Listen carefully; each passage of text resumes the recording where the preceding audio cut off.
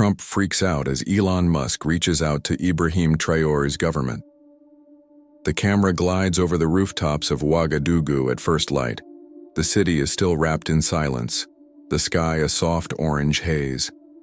Inside the presidential residence, a single phone rings, sharp, sudden, a pause, then a voice answers. On the other end, from thousands of miles away in Austin, Texas, another voice cuts through the quiet. The moment is small, but history begins here. Elon Musk speaks with precision, conviction. He outlines a vision that sounds almost too bold to be real. Partnerships between his companies in Burkina Faso, Tesla, SpaceX, Starlink. He doesn't offer charity. He offers partnership. His tone isn't transactional, it's respectful, almost reverent. This could change everything, he says. No one yet knows how right he is. President IBRAHIM Traoré, 35 years old and already a symbol of a new Africa, listens carefully. This isn't just business. It's a shift in power. For years, African nations have been courted by foreign powers offering aid with strings attached, promises made and broken. Musk is different. He's not asking for favors. He's offering infrastructure, innovation, opportunity. Traoré weighs every word. Then he smiles. Maybe, just maybe, this is the future he's been fighting for. Musk continues. Starlink internet for schools, Tesla solar factories, clean energy projects across the Sahel. Traoré hears more than technology. He hears sovereignty. Africa has long been told it must rely on foreign support to develop. Now, someone is betting that it can build its own future. With tools, not handouts. Outside, the sun climbs higher. Inside, the conversation stretches past 40 minutes. Two men from opposite worlds, aligned on one mission. Neither suspects they're being watched. Somewhere across the Atlantic, inside a secure facility, analysts listen in. They flag the call, immediately. Priority level unknown. Classification uncertain. But the message is clear. Report to the top. Within hours, the transcript lands on a desk in Washington. The world shifts before anyone even realizes it. AM, the Oval Office. Donald J. Trump scans the document. His face tightens. His jaw clenches. He reads again. Elon? With him? Silence fills the room. Then, movement. Papers rustle. Phones ring. Advisors exchange uneasy glances. One name hangs in the air like smoke. Trump rereads the transcript. His hands tighten into fists. The man who built empires sees betrayal where others see diplomacy. Musk, the billionaire he once called a great guy, the businessman whose companies thrived under his administration, is now aligning with someone who publicly humiliated him, that same young African leader who challenged him on global stage 2 years ago. The president explodes. Papers fly. Glasses shatter. Aides scatter. This isn't politics. It's personal. By 9 a.m., directives are issued. Intelligence briefings accelerate. Economic levers are considered. Inside the White House Situation Room, generals and advisors gather. The war hasn't started yet, but the generals are assembling. And somewhere in Austin, Elon Musk checks his phone. He knows what's coming. Fade to black. A stark white title appears on screen. Trump goes crazy after Elon Musk tries to get closer to IBRAHIM Traoré's government. No music, no narration, just silence. Then outside. The White House. Press cameras line the gates. Reporters whisper among themselves. Inside, Trump demands an emergency meeting. Meanwhile, Musk prepares to make the partnership public. In Ouagadougou, Traoré gazes out over the capital. He knows what this means. The world is watching and the storm is only beginning. The screen flickers with grainy footage from Ouagadougou's streets. Protest chants echo. Military boots march. A young man in uniform steps onto a podium. This is not the story of a typical coup. At just 33, Captain IBRAHIM Traoré seizes power in Burkina Faso, not out of ambition but frustration. Years of corruption, instability, and foreign interference have left the country fractured. But unlike dictators past, Traoré doesn't consolidate control. He opens it up. Within months, he announces democratic reforms. Civilian advisors take key roles. Transparency laws are drafted, elections are scheduled. His message is clear. Burkina Faso will be ruled by its people, not its generals, and the world begins to notice. Montage, bustling tech hubs in Lagos, solar, farms rising in Nairobi, youth protests sweeping across Accra. The camera pans across university campuses where students code apps that solve local problems. Across Africa, a new generation rises, tech-savvy, globally connected, and unafraid, to challenge old powers. They don't want charity. They want opportunity. They don't need permission. They demand respect. IBRAHIM Traoré becomes their symbol. In speeches, he talks not of dependency but of dignity, not of aid but of innovation. He doesn't reject foreign investment. He redefines it. Partnerships must benefit Africans first. And, slowly, the world shifts toward him. Cut to SpaceX launches, Tesla factories, and Starlink satellites orbiting Earth. The screen zooms into a live feed of Elon Musk at his desk, typing, thinking, building. Musk has always been more than a businessman. He is an architect of the future. A man whose companies operate like sovereign entities, powerful, unpredictable, and politically neutral. Until now. For years, he dances carefully between Washington and the world. His innovations serve U.S. interests, but his ambitions stretch further. He funds Mars colonization. He beams internet into remote villages. He builds electric vehicles without borders. And now, for the first time, he makes a move that isn't about profit. It's about purpose. Africa, and one leader in particular, archival footage rolls. Trump on the campaign trail, shaking hands with dictators, berating allies, dismissing multilateralism. Donald J. Trump governs not through policy but through personality. He sees diplomacy as deals, alliances as transactions, respect as currency. To him, global leaders either win with him or lose against him, and few have embarrassed him more publicly than IBRAHIM Traoré. 2 years earlier, during a UN summit, Traoré confronts Trump over neocolonialism. America criticizes others, Traoré says calmly, but refuses to examine its own hypocrisy. The room falls silent. The clip goes viral. Trump never forgets it, never forgives it. Footage replays the moment. Traoré stands tall, composed. Trump smirks. Then, scowls. Reporters lean in, cameras flash. It wasn't a speech. It was a statement. Traoré calls out U.S. double standards. Military interventions masked as humanitarian missions. Economic leverage disguised as aid. Trump fumes silently. Later, in private, he rages. He disrespected me in front of the whole world. That moment etches itself into Trump's memory. And when Musk's name surfaces alongside Traoré's, it isn't politics. It's personal. Inside the Oval Office, Trump stares at a framed photo of himself shaking hands with world leaders. Traoré's face is not among them. To Trump, Traoré is not a statesman. He's a slight, a reminder that even small nations can defy big men. So when Musk aligns with that same figure, the very man who humiliated him, Trump sees betrayal, not just of policy, of loyalty. And Trump does not forgive betrayal. Intelligence reports scroll across a digital dashboard.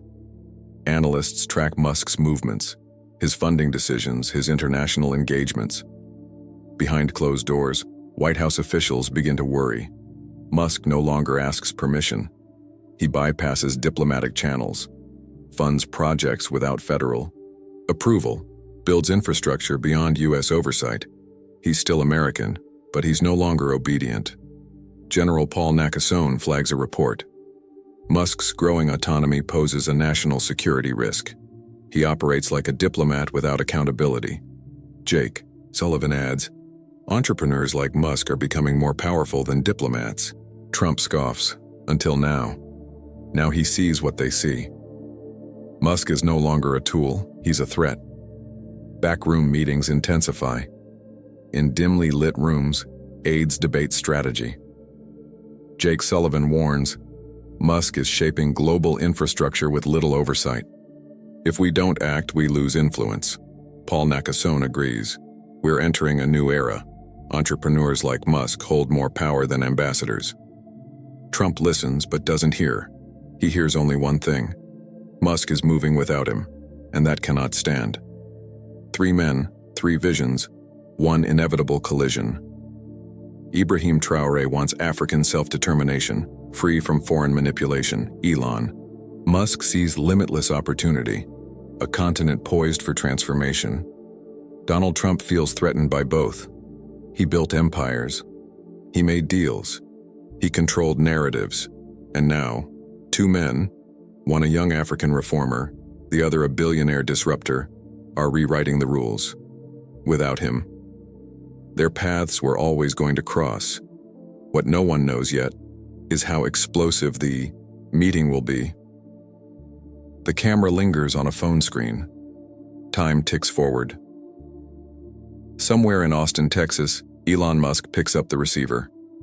On the other end, Ouagadougou. A call is placed.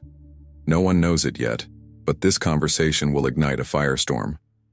The storm has already begun and no one will escape unscathed. The White House Situation Room buzzes with tension. Phones ring, monitors flicker with real-time intelligence reports. Maps of Africa glow on the walls. Within hours of Musk's call with IBRAHIM Traoré, the room becomes a war room. Donald J. Trump sits at the head of the table, jaw clenched, fists tight. Elon is stabbing me in the back, he growls. His aides exchange uneasy glances. This isn't politics anymore. It's personal. One by one, advisors arrive, some eager, some dreading what's coming. The president doesn't wait for briefings, he demands action. Now, behind closed doors, directives are issued, internal memos surface across federal agencies. SpaceX contracts under review. Tesla subsidies reassessed. The UR message is clear. Cross Trump and you lose access to power. No official announcement, no press release, just quiet sabotage. In boardrooms and legal offices, Musk's team begins receiving calls, warnings, questions, doubts. The message is unmistakable. You've made an enemy in the Oval Office, and enemies pay. In Ouagadougou, Western, diplomats begin probing President Traoré's intentions. Are these partnerships truly for Burkina Faso's benefit, or is he playing a dangerous game? Ambassadors drop by the presidential residence. Subtle questions become pointed inquiries. Traoré listens calmly, then responds. We're building something real, he tells his closest advisor. Not just for us, but for all of Africa. He knows the pressure is mounting, but he also knows this moment has been waiting to happen. Africa stepping forward, on its own terms, and that will always make some uncomfortable. Inside Tesla HQ, the air is thick with tension. Musk gathers his inner circle. The mood is grim. This could go very wrong, one advisor warns. Musk leans back in his chair. His face is unreadable. Then he speaks. Let them come. He opens his laptop, types a single line, and hits send. The tweet drops like a bombshell. Excited to announce strategic partnerships between my companies and Burkina Faso, led by visionary IBT Traoré. Future of African innovation starts now. Tesla Africa, SpaceX partnership within. Minutes the world erupts, protests in DC, celebrations in Ouagadougou. Analysis in Beijing. The narrative shifts instantly, Musk versus Trump. Visionary versus vengeful. For the first time, a billionaire challenges a sitting US president, not with ideology, but with action. And the world is watching. News outlets scramble to interpret the fallout. CNN frames it as an economic showdown. BBC highlights the geopolitical implications. Al Jazeera calls it Africa stepping into the spotlight. In Davos, investors whisper about new markets. In Brussels, EU officials debate whether to follow suit. Even inside the Beltway, conversations shift. Some see Musk as a traitor, others as a patriot, but no one sees him as neutral anymore. The world watches and picks its side. Back in Washington, Trump sees the tweet. He stares at the screen. Then he explodes. Papers fly. Aides scatter. Glass shatters. He grabs his phone. Dials. Urgently. Get Elon in here. Now. He mutters under his breath. This is war. Around him, advisors try to assess damage. Too late. The battlefield has already been drawn. General Paul Nakasone enters the Oval Office with a grim warning. Sir, this could trigger international condemnation. We need to de-escalate. Trump barely hears him. He's too busy staring at the flood of news headlines scrolling across his TV screens. China amplifies the story. Russia mocks American hypocrisy. Europe watches with cautious skepticism. Nakasone leaves the room knowing one thing. There's no turning back. Jake Sullivan steps in next. Mr. President, we can't afford to look vindictive. This is bigger than Musk. Trump snaps. It is about Musk and I won't let him betray me. Sullivan tries again. Publicly punishing him will only elevate Traoré and make us look desperate. Trump ignores him. He sees only one path forward. Destroy Musk, break the partnership, reclaim control. Mark Meadows scrambles. Calls go out to key allies, media contacts, business leaders.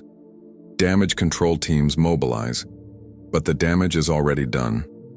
The world now sees Trump not as a leader, but as a man on the edge. And the optics are brutal. Every move from here on out will be scrutinized. Measured, judged, Musk receives the summons. White House security clears his schedule. His team urges caution. He smiles grimly. If he wants a fight, I'll give him one. The camera lingers on his expression. Calm, confident, unshaken. Then, fade to black.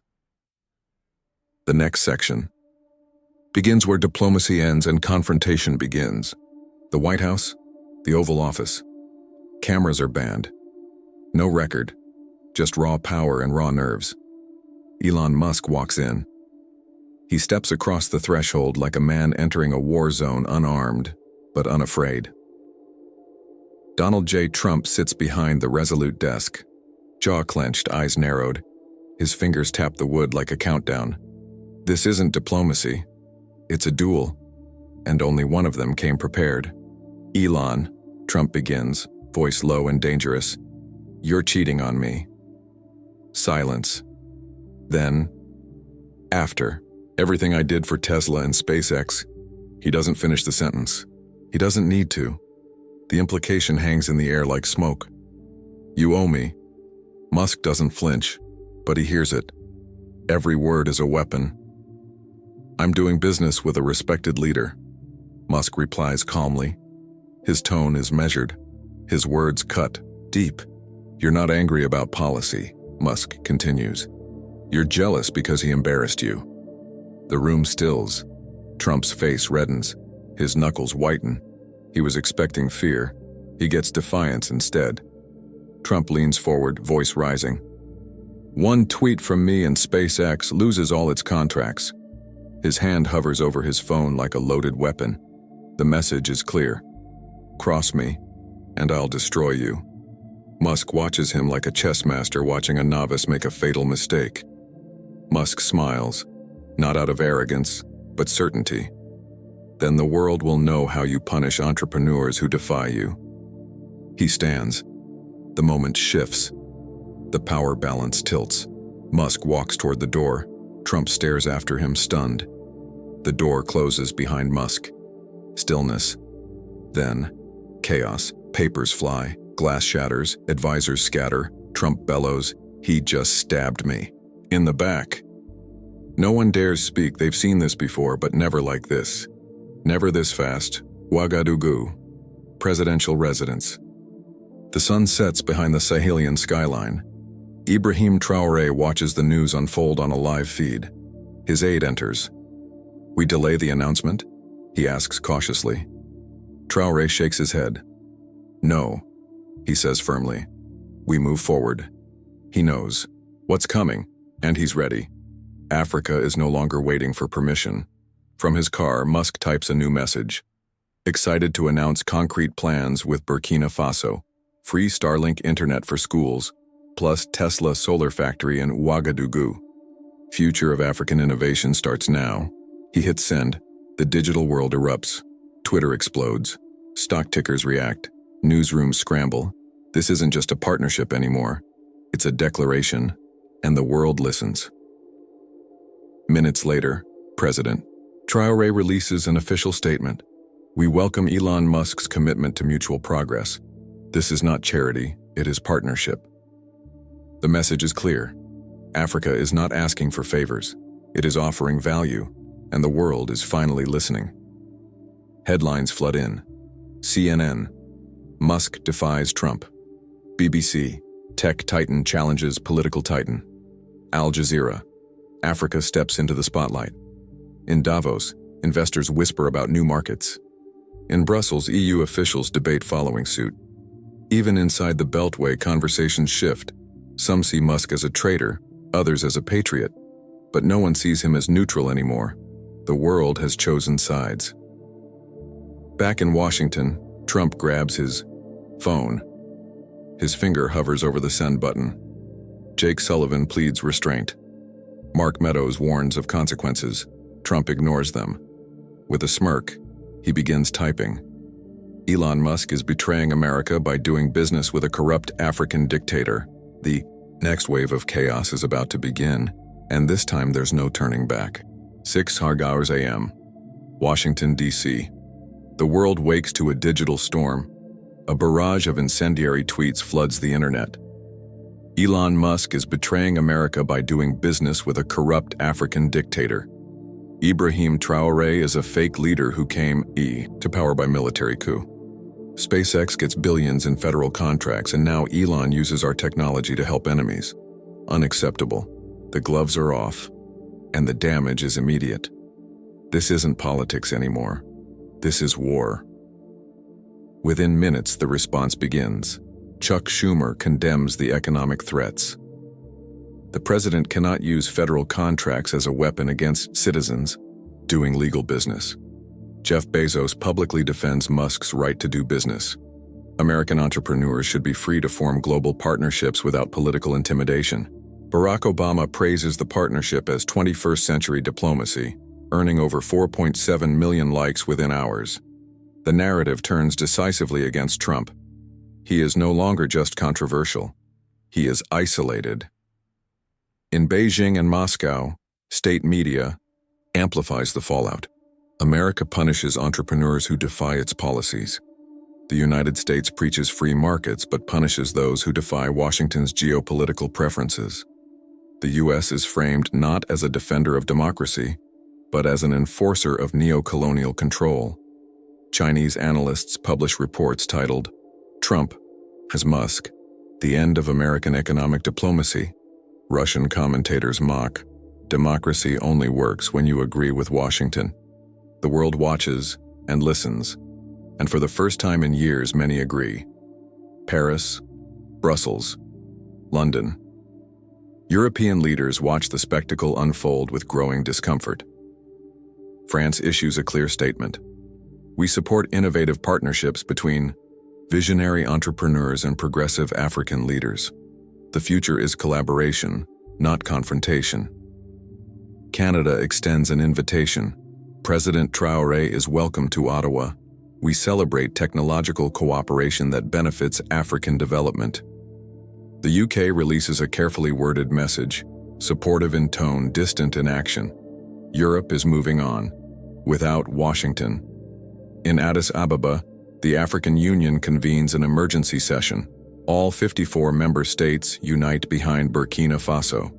The official statement reads, Africa will not tolerate intimidation of leaders who form partnerships that benefit our people. It condemns Trump's rhetoric as neo-colonial. For the first time in decades, Africa speaks with one voice, and it is not in defense, it is in defiance. Back in Washington, the backlash intensifies. Congressional leaders announce hearings into executive Overreach Democrats and moderate Republicans unite. The president cannot use federal contracts as a weapon, declares the Judiciary Committee chair. Inside the Capitol, aides scramble. Behind closed doors, advisors warn, you're losing credibility. With Wall Street, Silicon Valley, and even your own party. But Trump doesn't hear them. He sees only enemies. And he prepares for battle. Polls reveal a generational divide. 8% of young Americans support Musk's right to do business with Africa. Social media trends with hashtags like Free Elon and Support Traoré. College. Campuses erupt in debate. Tech workers rally in Silicon Valley. Protest signs read, Musk versus Trump, who represents America's future? Africa deserves dignity, not domination. The future is clearly not with Trump, and he knows it. Analysts begin calling Burkina Faso the next investment hotspot. Microsoft CEO Satya Nadella questions whether Silicon Valley should expand into Africa. If it's good enough for Elon, maybe we should consider opportunities. The Wall Street Journal headlines, Trump turned Burkina Faso into a global symbol of defiance. Bloomberg reports, Burkina Faso GDP growth surges to 34%. The Musk-Traoré model is working. Even skeptics admit the truth. Africa is no longer waiting for permission. In Ouagadougou, the Tesla solar factory rises from red earth. Children log onto free Wi-Fi for the first time. Wind turbines spin under the Sahelian sun. Solar panels line rooftops. Clean energy powers hospitals.